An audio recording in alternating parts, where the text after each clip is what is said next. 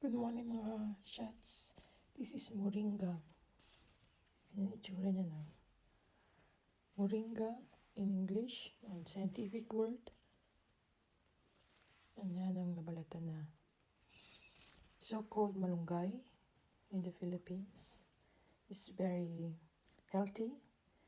We take it for granted there.